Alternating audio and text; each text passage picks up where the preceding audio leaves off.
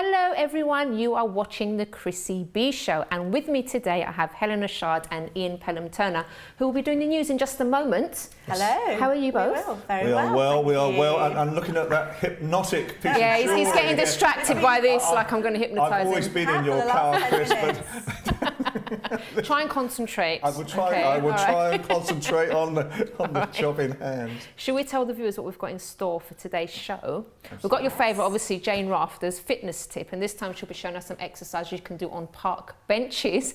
We'll also be talking to Jenni Steele, National Ambassador for Domestic Violence UK, and who works hard to raise awareness for the Love Doesn't Hurt campaign. We'll also be having some financial tips on how to use social networking to grow your business and how to get free PR, and that's with director of Rockstar Jonathan Fowle. We'll be taking a look at my healthy feel-good cocktail down at fancy ex-prison called Voltaire. And we'll also be speaking to artist-producer King Kash, who will perform at the end of the show. So we better get on with it because we've got loads to cover, haven't we? Alrighty, so let's hear the news then, first of all. So it's barbecue time for the Duke and Duchess of Cambridge. Anne Mahal, I think it is, Grade 2 listed building, present from the Queen, and it's on her Sandringham estate in Norfolk.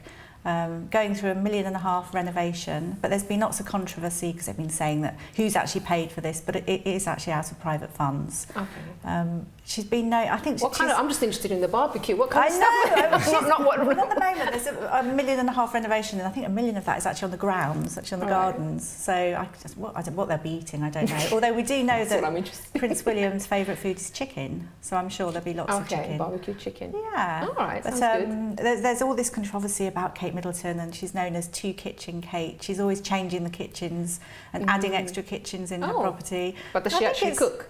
I'm not sure, you know. I think she does cook. But she's also always wanting lots of kitchens. She's often when she lived in Kensington Moor, she was often seen struggling up the King's Road in Chelsea with bags of chicken. But they were cooked chicken. They were cooked chicken. Yeah, so she's not cooking. Well, she can put it on a plate. Oh, congratulations! Put it on That's a plate. wonderful. But there's been more controversy as well. Quite a famous journalist in Britain, Carol Malone, has been talking about William and Kate in quite unfortunate terms because she said that Kate has never really had a real job. I think it's very unfair. I think it's really unfair. Okay, carry on, Ian. Let's see first. And they're also saying as well that William has never really sort of worked in his life at all, but expects everything to be paid for. So there's this quite a strong controversy at the moment going on between who, you know, because there's obviously all sorts of sort of issues sort of coming out over this. You know, there's been such a good sway of public morale as far as William and Kate are concerned. And sometimes, as I know, you know, in royal affairs as well, you get this backlash. You know, it's like the swing of the pendulum going backwards as well. Ridiculous. So, I mean, the monarchy brings in so much money to our country. And I think, you know, she's got Prince George. I think the Queen's actually given her 2 years off, like the Queen had with her young ones, to obviously bring up her child. Even like social engagements, it's quite tiring. It is, and they're patrons of so many charities, so they're always around, you know, supporting them. So we don't know the ins and outs of their daily life. We sort of assume they're pampered and everything, but I'm sure. And of course, you know, very shortly, they're all organising Prince George's birthday, which we shall reveal some more secrets from shortly. Sure. We know some of the secrets at the moment, right now, but we've got to sort of tell you slightly closer to the actual event. We've been filming somewhere. It's very soon. Absolutely. We have somewhere very secret, very special, very royal, which is lovely. The Queen on the Antiques Roadshow, she was filmed. I think she's been going on to film sets, but actually on the Antiques Roadshow, she was talking to them, and we found out it's her favourite programme. So she actually spoke to them and said, "It's my favourite programme. When is it going to air?" So I thought that was just a sweet little thing. I don't know if you like the Antiques Roadshow. Not really. I always know by that. I always ask you. Every time she asks me, "Do you watch this? Do you watch that?" I'm like, no. I could just tell by your eyes, just then when I said it. Don't have time. I like Come Dine With Me. Because it's to do with food. Anything to do with food. I'm there. I love watching. I love them wrangling against each other. It's wonderful because they're all friends around the table. And as soon as they get back in the taxi, any of them, as soon as they get back in the taxi, the knives are out, the kitchen knives are out, and they're slapping each other on the back. It's wonderful. Queen's had another photograph of herself taken. by a very famous, I used to work in Glasgow, so there's a very famous Scottish photographer called Harry Benson. And he's just done a photograph of the Queen for the Scottish National Portrait Gallery, which is okay. I mean, it's not really Harry Benson's style. I really like it. Yeah. Ian Yeah, doesn't really like it. I think it looks great. It's not his strongest one, but Harry was a very famous photographer. He first started working with the Beatles, then went to America, and then started working for Life magazine as well. So he's a very, very strong photographer. I mean, he's done some very famous pictures of American presidents. He was courted by a lot of them. 50 years ago, opening a coal mine. So 50 years later, he's shooting her. So that's quite nice. And this particular shot's taken in the audience room at Buck Powell, which is she has a weekly meeting with the I was about to say the president, the Prime Minister, Prime Minister each week. So it's quite a special shot. Yeah. I really like it anyway. Moving on, Beyonce. Yes. 62 million she earned last year. And she's, whoa, only to have a jot of that. She's actually been voted the most powerful celebrity on the Forbes list. Not just from the money she's earned, but on social media sites. She is huge and on the top. Knocked Oprah Winfrey off, but I don't think Oprah's working as much now. Has she not? Has she not? You said she's knocked Oprah Winfrey off her level. Yeah, really? Stopped her show. Yeah, but she stopped her show, so it makes sense. Like the Queen. I think Beyonce has loads of endorsements and things like that. So, but she's also been endorsed. I think we said recently because there's one of these websites we were saying recently. On the website, she's got a link to the wrong family. Is related to Prince George. We're all related. So we're all related. Oh, come on. We're more likely to be related, aren't we? There used to be. When I used to work in Fleet Street for national newspapers, there used to be this big sign on news desks saying, "Never spoil the story with the truth." Oh, okay. You're giving away all your secrets now. You're an honest reporter. Of course. I look honest, don't I? Tracy Emin's artwork called The Bed, My Bed, I think it is, modern artwork, sold for over 3 times its asking price. Really? I think Saatchi bought it in 2000 for 150,000 and then sold it for over 2.5 million recently. Have you seen it? That was a good investment. No, amazing. It's personal choice. I personally don't like it. But amazing. Who cares when it's worth that much? I know, can you imagine? It was sold at Christie's, so he's just made a killing there. And there seems to be lots of ladies at the moment having wardrobe malfunctions. And the latest one is an actress called Liv Tyler in America, whose skirt blew above her waist again, revealing her sort of next week's washing. Oh, she did it with a big smile on her face as she was walking down the road. I'm not sure, it was quite a revealing shot. You know, it's one of these strange times, and I think we said before, you know, it's never happened to the Queen. You know, because the Queen has leaded weights in all the hems of her skirts. Yeah. Are you serious? Yeah, seriously. Yeah, she has leaded weights in all the. So this never happens. Yeah. All the royal family. I had no idea about that. That's quite funny. Yeah. I mean, I have them in my trousers just in case. Just in case, you know. Want to flash an ankle here or there. Gosh. What socks have you got on today? Oh, I've got very sensible socks. Oh, he's got boring. We've got the nice. Where's the bright yellow ones? We could have matched again today. You can't wear them every day, Chrissy. Apparently he's got more than one pair. That's what he told me last. Okay. Well, socks, I should hope so.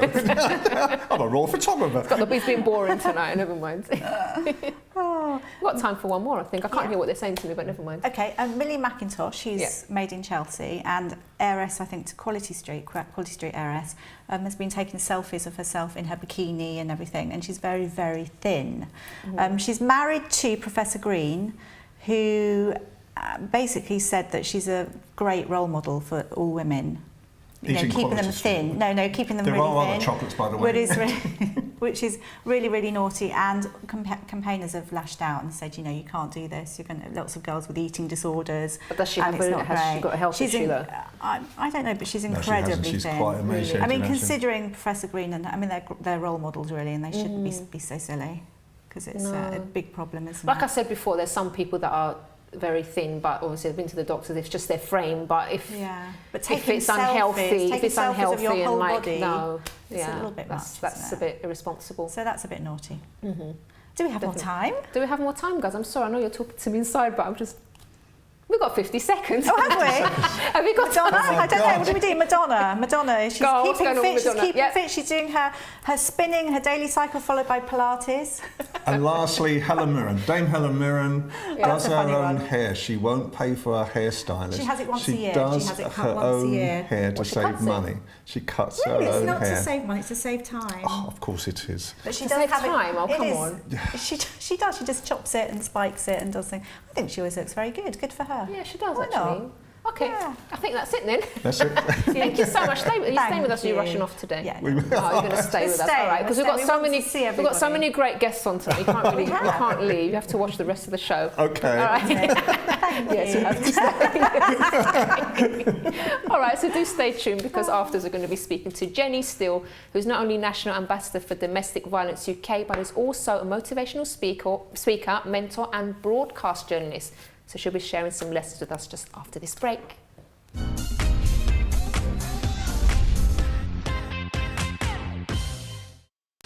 Don't forget to subscribe to the Chrissy B Show, always aiming to show you the happier side of life. You can find us on YouTube, Facebook and Twitter.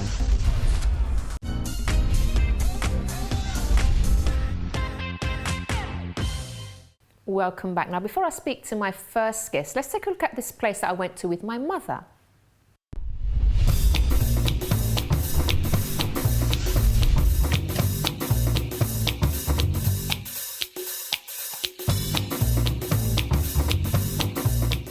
Today I'm outside Voltaire about to try a breakfast smoothie. I'm now here with Joel Lawrence, who's the bar manager at Voltaire, so he's going to tell us a bit about the history of this place. Hello Joel, how are you? I'm good, how are you? Thanks. It used to be a prison, it used to be a hospital, and then it was offices in the late 30s when it got remodelled, and then to the Crown Plaza, which got remodelled after that for 10 years. We have vaults outside. One time used to be prison vaults, bank vaults, and we actually held Fleet Street newspapers in there. Now the cocktail that you're preparing for us has a bit of a twist, doesn't it? Yes, it does. It's a twist on pampering yourself, basically. The idea is that we created with a microbiologist and a mixologist got together to create pampering moods and effects throughout the time of day. So the cocktail I'm making for you today is a breakfast smoothie, which contains strawberries, papaya, orange juice, Greek yogurt and honey, and this gets presented on a plate with the product and some of the ingredients that are in the product itself. And some of the ingredients as well promote happiness as well, don't they? Yes, they do. And then each of the 5 cocktails, it's different times a day. So we started with the breakfast smoothie and then it went through to, I think, the Be Calm at the end of the night.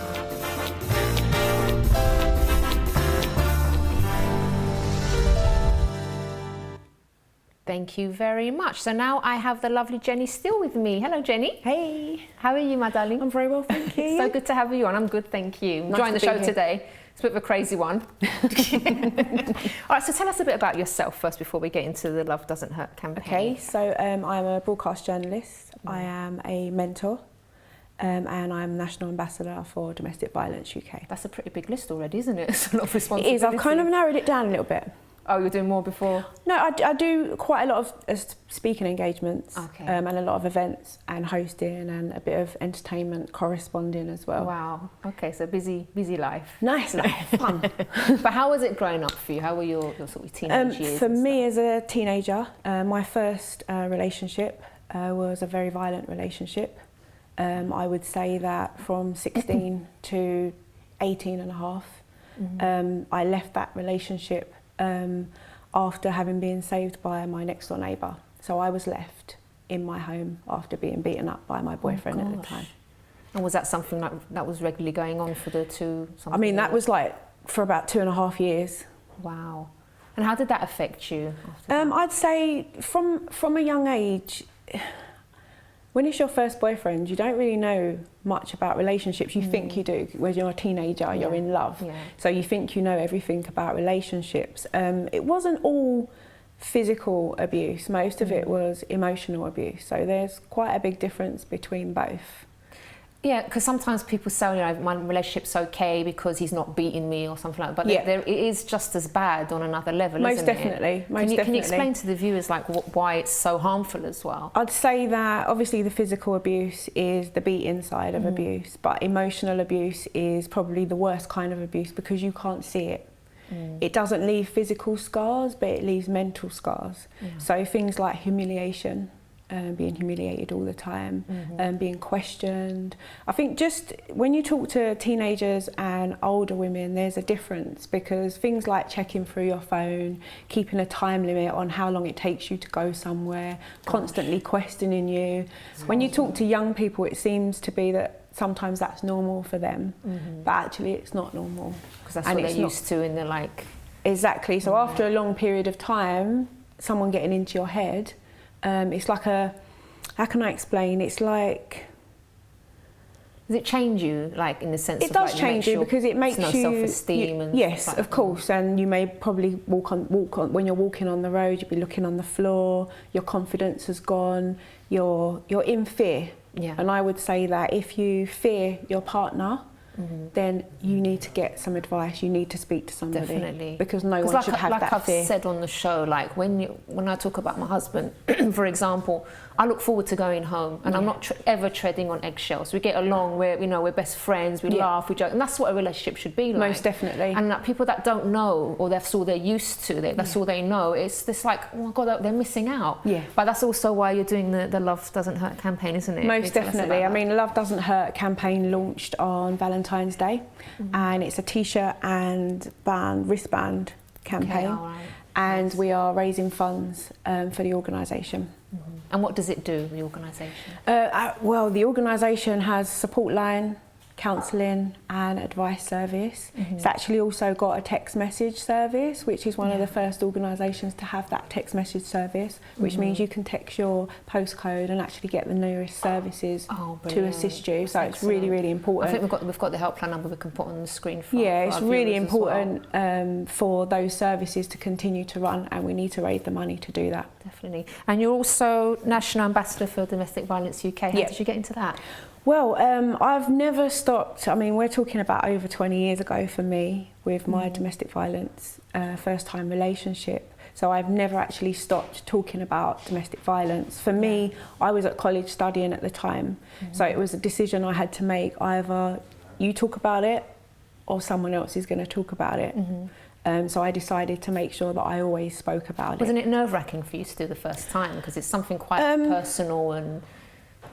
I mean, for me, I had time to get over it before I actually started talking about it. I never actually went out and done any speaking until I was in my 20s.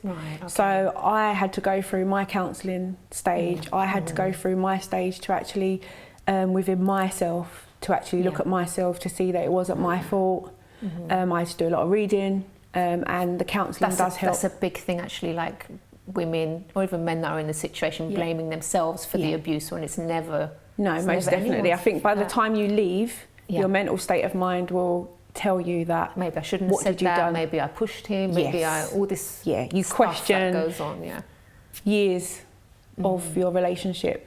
And as you say, just little things, should I have said this, should I have done that, should I have worn this? Because it comes down to clothes as well. But it's quite, domestic violence in its term is control.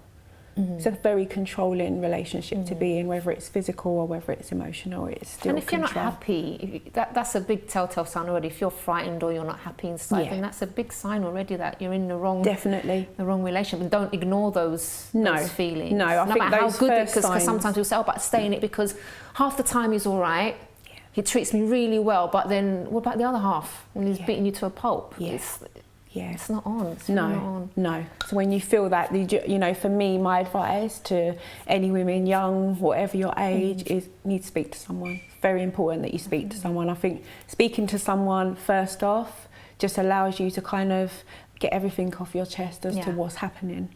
If you keep that in, you'll just keep going through it, and that emotional abuse will just keep playing on your mind. And even if you're not actually going through it anymore, because like I said, it happened to you when you were a teenager, but there's women that happens when they're younger, or it could even be abuse by family members when they're toddlers, but the scars are still there, and if you don't open up and you don't talk about it, what you went through will affect you. It will affect your decisions, will possibly stop you from going your relationships. It affects relationships. So no matter how long ago it was, you should definitely speak about it. Now, in your case, Jenni, you've obviously come out on top. You're really successful now. You're doing things, but for the viewers maybe that are watching that are still feeling like, you know what, don't have the strength inside of me to move forward. I can't see myself being happy or ever being successful, ever speaking, to other people about it. What advice would you give to them? I'd say that, you know what, every time I speak or when I'm on my own show, I've been interviewed on my own show.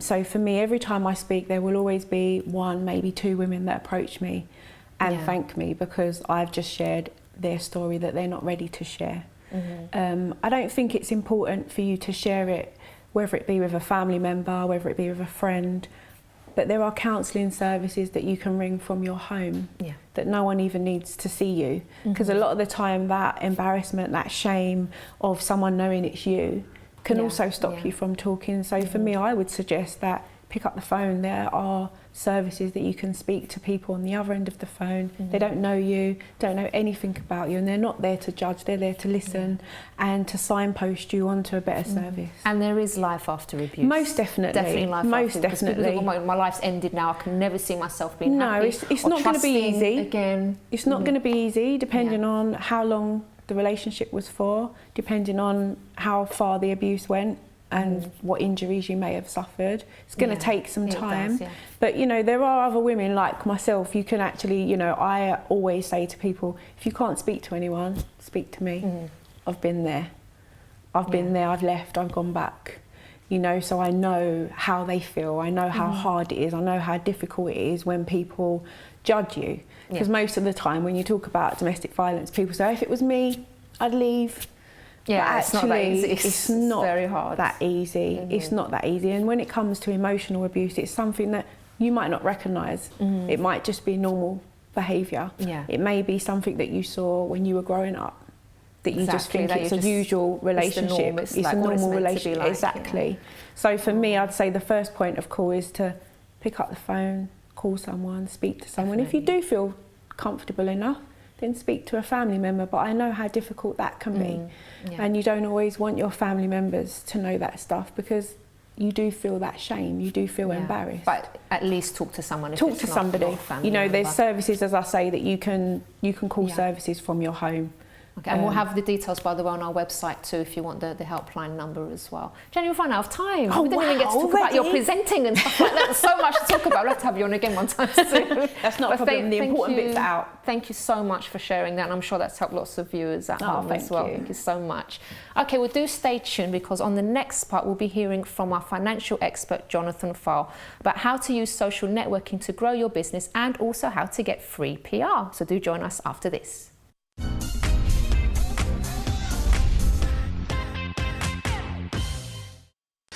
Don't forget to subscribe to the Chrissy B Show, always aiming to show you the happier side of life. You can find us on YouTube, Facebook and Twitter.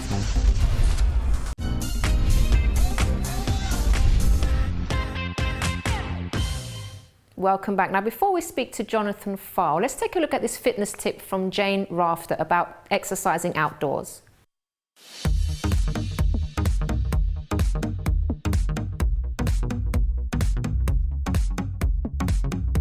Hi everyone, it's Jane here with your fitness tips. As you can see, I'm out in the beautiful outdoors and I'm next to a common or garden bench that you'll find in any park that you go to. So I want to show you some simple exercises to prove that you can get fit outdoors. You don't necessarily need to go to a gym. So bear in mind that if you do these exercises I'm going to show you, especially the step-ups, you'd want to warm up and stretch first. So I just want to say that. You want to do a little warm-up first. This is quite hard because some of you might remember the Reebok step everyone used to do the classes. Well, this is the same thing, but it's much higher. So let me just show you how you would safely do a step up on a bench like this. I'm just going to turn my back on you, excuse my back for a minute. You would come up with one leg, up, up, down, down. Now, can you see that I've got my whole foot on the bench? I don't want to have my foot hanging off because I'm more likely to fall off, and I'm going to change legs. Now what you could do is alternate legs every time, or you could do say 10 on one leg and 10 on the other. If you want to make it a little bit harder, you push your arms up, bring your arms down. Elevating your arms raises your heart rate. And I tell you what, do a few of these and you'll feel it here straight away. And the next day you'll really know that you've worked your bum and the legs. It's a great exercise. I'll show you another one. For the chest, the shoulders and the arms, you can do a press up on the bench. So, you know, if you haven't got a mat and you want to do some upper body work in the park, check this out. So you have your hands nice and wide, take it down and up. And the great thing about doing press-ups on the bench is it's actually easier than with your hands on the floor. Having that elevation makes it a little bit easier. So if you can't manage a full press-up normally, you might find that you can on a bench, which is great. Next one's for your triceps, the back of the arm. I'll show you the easy version. The easy version is with your knees bent. Now I'm not going to let my elbows come out, see that? You've got to keep your elbows pointing backwards and you dip down and lift. If you're nice and strong in the shoulders, make sure you don't do this by the way. If you're nice and strong, straighten out your legs and dip from there. So there's more body weight going into your arms like this. These are quite tough. You might only want to do sets of 10 at a time. Maybe do a set of triceps, set of press ups, then do your cardio, your step ups, then repeat your triceps and your chest. There's more cardio you can do as well on the bench. I'll show you one more thing. Say you want to raise your heart rate a little bit. You can do these runs like this. You can also do the cheats burpees. The burpees that everyone hates, I'm going to show you one. I'm only going to do one because I hate them too. They're good for you, but I do hate them. Up, down. Everyone hates them, but they're very good for you. Okay, cheats version. Here, up. Here, and up. Okay, folks, enjoy your outdoor fitness, and I'll see you next time.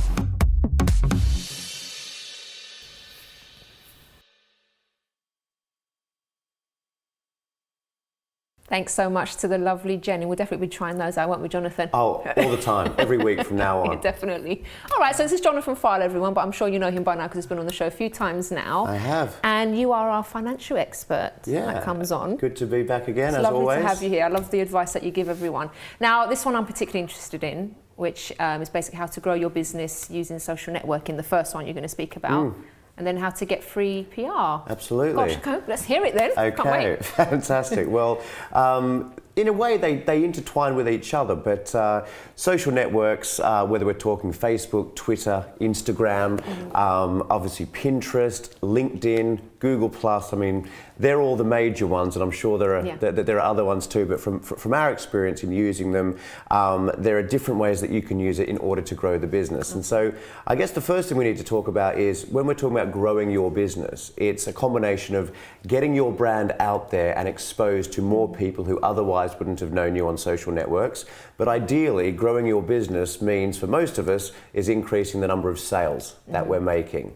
And I'm sure a lot of people watching this would be thinking, I spend and I dedicate a number of hours every single month or every week or even in some cases every day to social media or social networks. I'm putting up blogs, I'm writing things, I'm commenting on things, I'm putting things out there, and it's spending a lot of time but maybe not getting those results, maybe not having people come in and say, I saw that blog, or enough people to justify and warrant the time.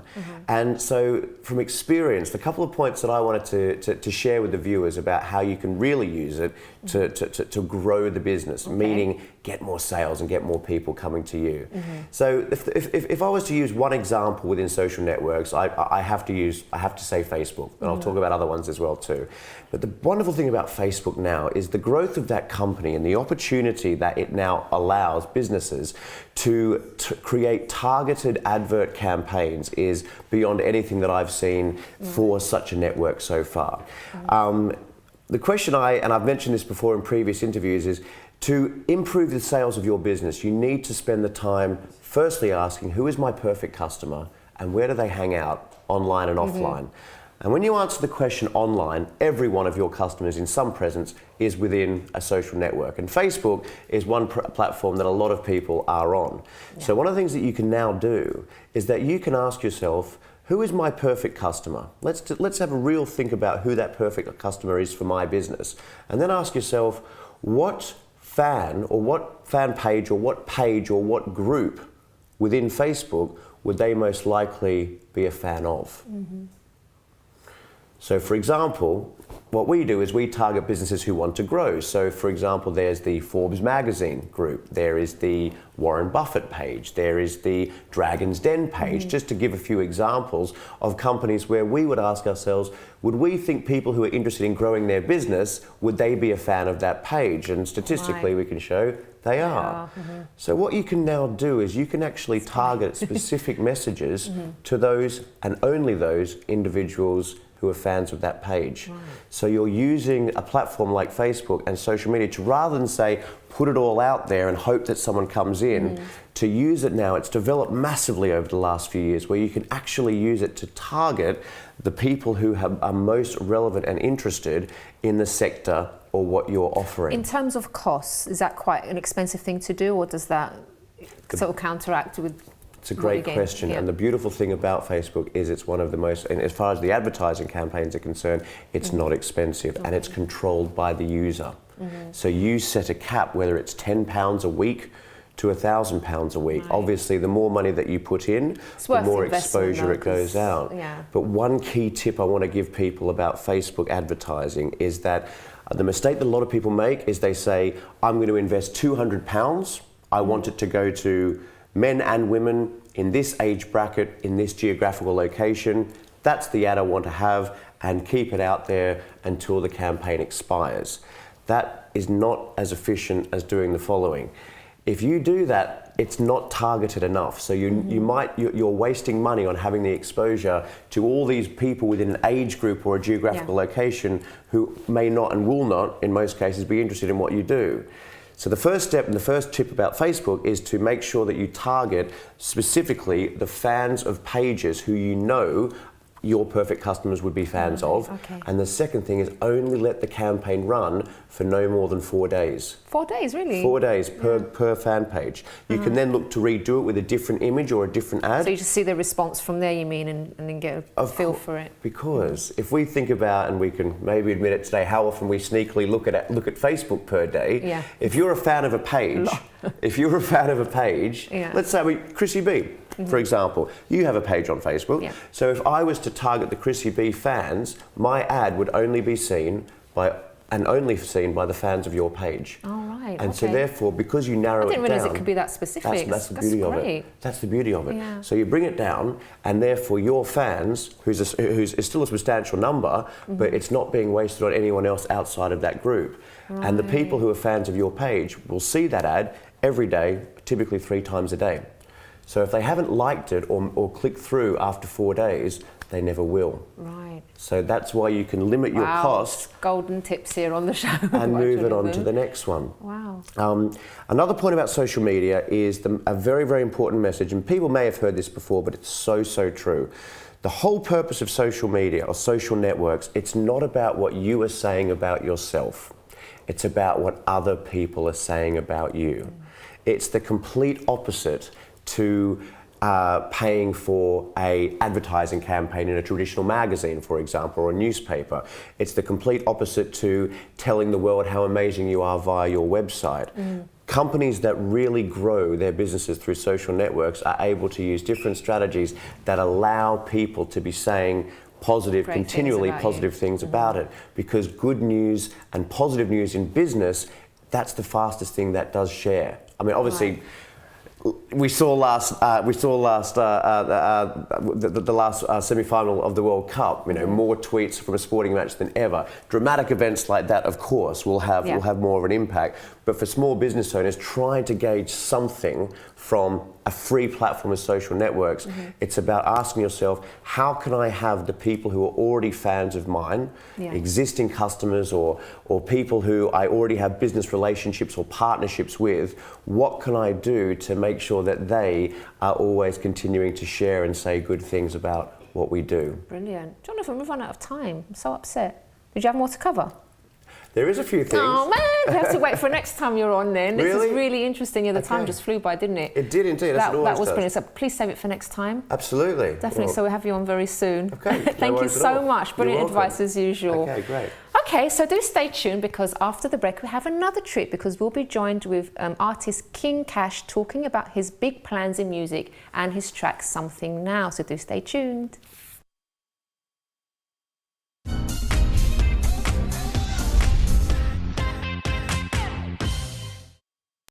Don't forget to subscribe to the Chrissy B Show, always aiming to show you the happier side of life. You can find us on YouTube, Facebook and Twitter.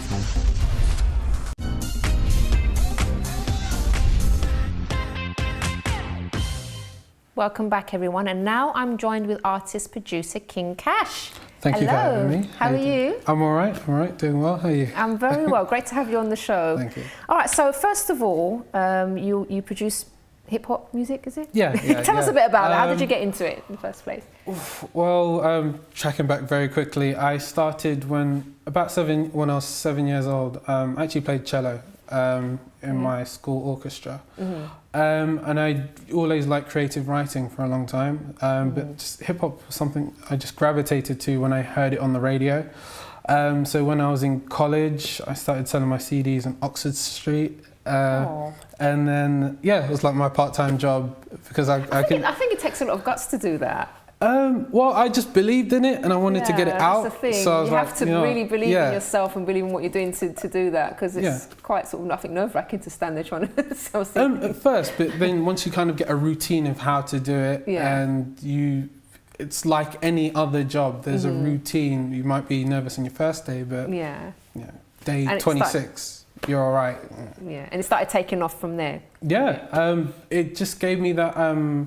It let me know who was interested in what I had to say. It let me have the confidence to approach people and say, this is who I am as an artist, this is what I stand for, enjoy it. What do you stand for?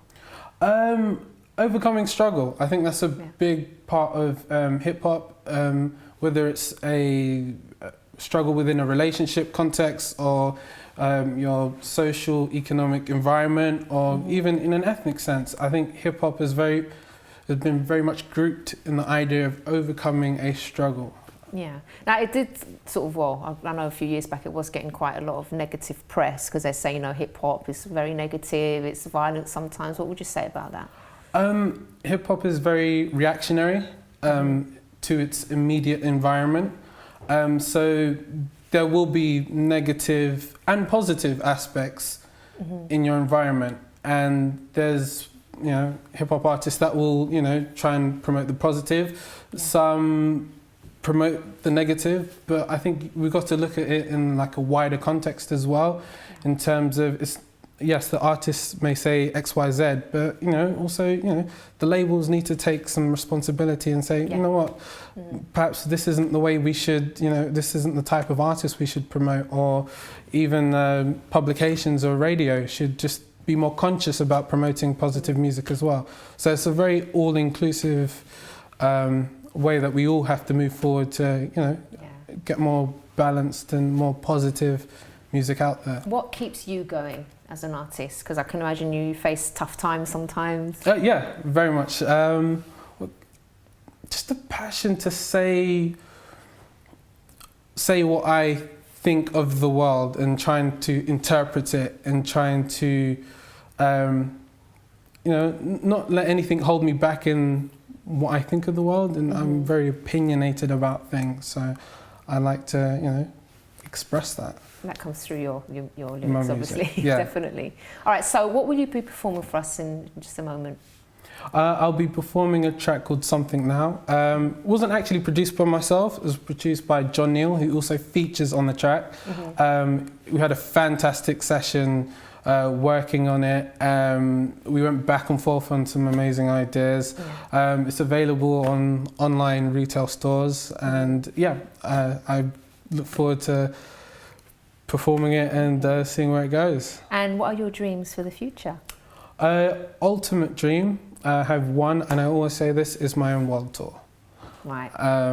That's a very big one of mine. So I always look for innovative ways to connect people so I can eventually achieve that. So for instance, I'm a guy named Richard Anderson.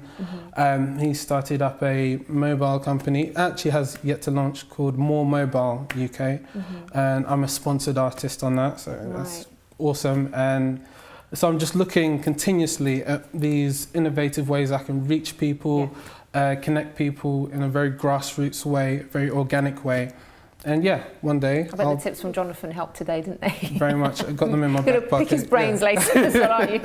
Now tell us, you're going to be performing with John Neal as well, Yeah, is that? John Neal. Yeah, okay.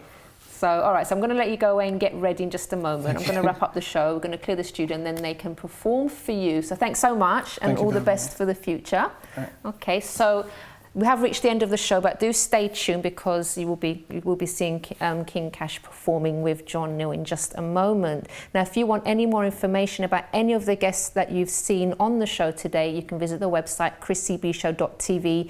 And if you have your own success story that you'd like to share on the show, please do email me on chris@chrissybshow.tv. So we'll see you next time. Bye-bye for now.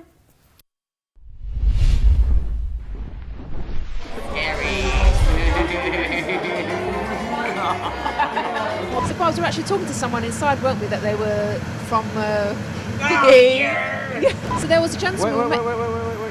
Barbs, there was a gentleman. Wait, Barbara, you look. Right, okay. Okay, but you're moving. Right.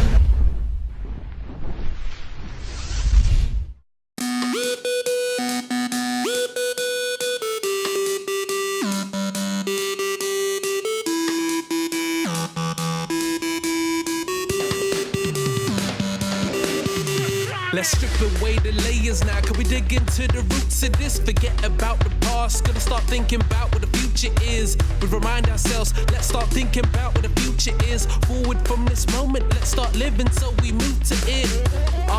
Cause there's no time for regrets. Walking that thin line and we just tried, it was minding our step. Yeah. Cause you know we're as fly as a jet. Taking flight now, when that view is better the higher we get. I spent a long time now talking to that man in the mirror. Yeah, we're same, but we're cut from a different cloth. Our fabric is thicker. Even now our passion is bigger. Time now to stand and deliver. Wait for that freeze frame, perfect moment to capture this picture. Through this lens, it's plain to see what we have is a winner. Cause we don't know our strength. Realize it's actually with us. Yeah. So we've just been waiting to excel. Patiently as well, so we say this to ourselves. You looked into your past, the lost and found. You went through all the dark and you are something now. Yeah, you are something now. You gave it all your heart, now you are standing proud. Went through all the dark and you are something now. Yeah, you are something now. Read the pages in the book. I'm just speaking from experience to make it understood. Just know that it's time for celebration. Gotta rise up, take your place and didn't realize what I think you'll find. This life is for the taking. Moving further in the sky, alright, it's higher elevation. From the past that we made it this far, we're trying to make a statement. Fighting for what's right, it feels like we've been waiting ages. Blinded by the light sometimes, cause we've been chasing Satan's. And I say we, cause it's you and I. Do or die to a life, moving kind. This is how we choose to ride. Just know the petty differences can swiftly move aside and see the bigger pictures there if you use your mind. Yeah, I see the pride and conviction now. Tears roll coming through your eyes as you listen out. Cause we've just been waiting to excel patiently as well. So we say this to ourselves. You looked into your past, the lost and found. You went through all the dark and you are something now. Yeah, you are something now. You gave it all your heart, now you are standing proud. Went through all the dark and you are something now. Yeah, you are something now.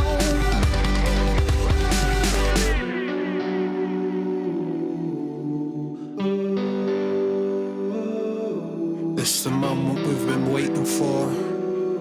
This the moment we've been waiting for. As the dark night fades away, sun pierces through the cloud for a brighter day. Got our heads held high, feels like we can fly. We've waited all this time, we've never felt so alive. And so we say, you looked into your past, the last